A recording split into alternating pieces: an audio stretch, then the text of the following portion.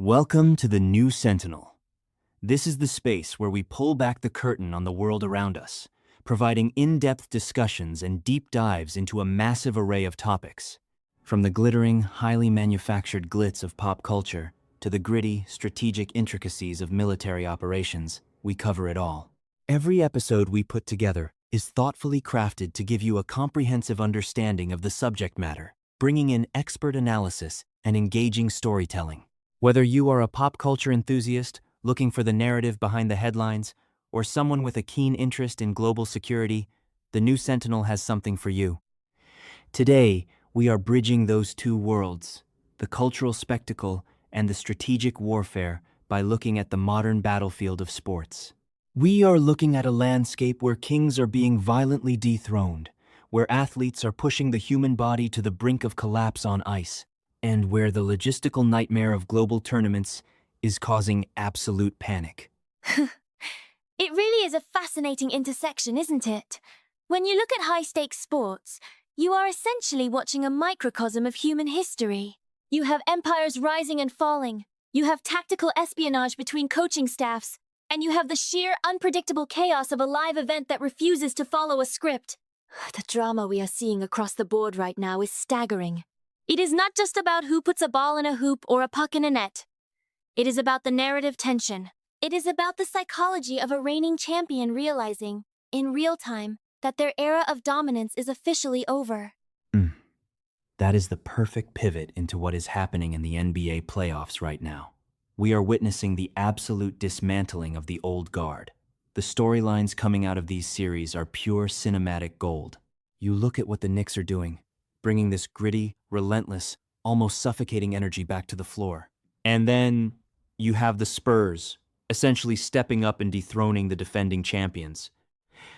What is it about the psychology of a playoff series that allows a massive upset like that to happen? How does a dynasty just crumble under the lights? A dynasty crumbles because heavy is the head that wears the crown, and eventually, the neck just snaps. When you are the reigning champion, you are playing against two opponents every single night. The team in front of you, and your own historical ghost. The Spurs did not just beat the champions physically, they broke them structurally. They exposed the fatigue that comes with being at the top of the mountain for too long. And you mentioned the Knicks. That is a perfect example of a team that thrives on sheer hunger. The champions were playing to protect a legacy, but teams like the Knicks and the Spurs were playing to survive. When a hungry team meets a satisfied team, the hungry team will almost always find an extra gear. The star performances we saw in these series weren't just about athletic brilliance, they were about sheer force of will. You could see the desperation in their eyes.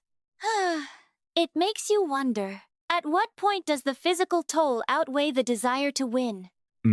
That is a phenomenal question, and I think that exact physical toll is magnified by 1,000 when we shift our focus from the hardwood to the ice. Let us talk about the Stanley Cup Final. Vegas Golden Knights versus the Carolina Hurricanes. If the NBA is a strategic ground war, the NHL playoffs are a high-speed collision in a freezing combat zone. The highlights from this matchup have been nothing short of breathtaking. But what really stands out to me are the coaching rivalries and the absolute insanity of overtime heroics. What is actually happening to a player's body and mind when they enter sudden death overtime in the Stanley Cup Final? It is pure, unadulterated survival mode. Overtime playoff hockey is arguably the most intense environment in all of sports. The Vegas and Carolina matchup is a brilliant study in contrasting styles. But when the third period ends and the game is tied, all of that tactical coaching rivalry goes out the window. It becomes a game of attrition. You have guys skating on fractured feet, playing with separated shoulders, fueled entirely by adrenaline and the terrifying knowledge that one single mistake ends their entire season. The coaches are pacing the bench, trying to play 4D chess, matching lines, trying to find a microscopic weakness in the opponent's defense. But for the players, the lactic acid is building up. Their lungs are screaming for oxygen, and yet they are still throwing their bodies in front of a frozen piece of rubber traveling at 100 miles an hour. It is a beautiful, terrifying display of human endurance. The overtime heroics, we see that sudden, blinding flash of a game-winning goal. It is like watching a lightning strike. It is sudden, it is violent, and it leaves half the arena in absolute euphoria and the other half in dead silence. The emotional whiplash of that is incredible. It really does beg the philosophical question of why we subject ourselves to this, both as athletes and as fans. We tie our emotional well-being to the bouncing of a puck or the flight of a ball. And speaking of tying our emotional well-being to a ball, we have to talk about the impending chaos of the 2026 FIFA World Cup. The preparation for this is dominating the cultural conversation. We have host cities in the US frantically trying to get ready, international diplomatic hurdles, and a ticking clock. I want you to step into the shoes of a die-hard football fan for a second. We are just days away from kickoff. What is the current state of mind on the ground? Absolute, unhinged, beautiful panic. I mean, my blood pressure has not been at a safe level for 3 weeks. We are days away from kickoff, and it feels like the entire planet is descending on our backyards. Look at Kansas City. Kansas City is supposed to be this relaxed, barbecue-loving Midwestern haven, and right now they are bracing for impact like a meteor is about to hit. You have millions of screaming, face-painted fanatics from every corner of the globe about to flood the streets. Are the stadiums ready? Are the roads ready? Is there enough barbecue sauce to sustain 1 million hungry tourists? Nobody knows. And then you have the behind-the-scenes drama, which is a whole different level of stress. The visa situations. We are sitting here refreshing our screens every 5 minutes trying to figure out if the Iran players are even going to be allowed into the country. It is a diplomatic tightrope walk happening at the exact same time as a global sports festival. The bureaucracy is moving at a snail's pace, but the clock is ticking down to 0. You have politicians arguing over paperwork while the players are literally sitting with their bags packed, waiting for a stamp so they can go play the biggest matches of their lives. It is madness. But that is the magic of the World Cup, isn't it? It is this beautiful, chaotic, stressful mess that forces the entire world to stop what they are doing and just scream at a television together. I am losing sleep. I am losing my voice. And the tournament hasn't even started yet. I can practically feel the stress radiating off of that analysis. It is a brilliant point, though.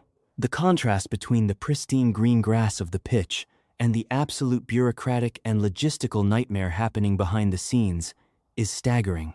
It highlights how sports are never just sports. They are a reflection of our global infrastructure, our geopolitical tensions, and our capacity to organize on a massive scale. When a city like Kansas City takes on the responsibility of hosting the world, they aren't just putting on a soccer game, they are stepping onto the global stage, representing the readiness and hospitality of an entire nation. The stakes are incredibly high, far beyond the final score of the match. Exactly. And that is why we obsess over these events. Whether it is a basketball dynasty collapsing under the weight of its own legacy, hockey players pushing themselves past the limits of human biology for a silver cup, or an entire city holding its breath as international fans flood its streets, we are watching humanity at its most extreme. We are watching the rawest forms of ambition, heartbreak, and triumph. It makes you wonder what the true cost of this entertainment is. We consume these moments so quickly, but the physical, emotional, and economic toll on the people and cities involved is permanent. It leaves a lasting footprint on the culture.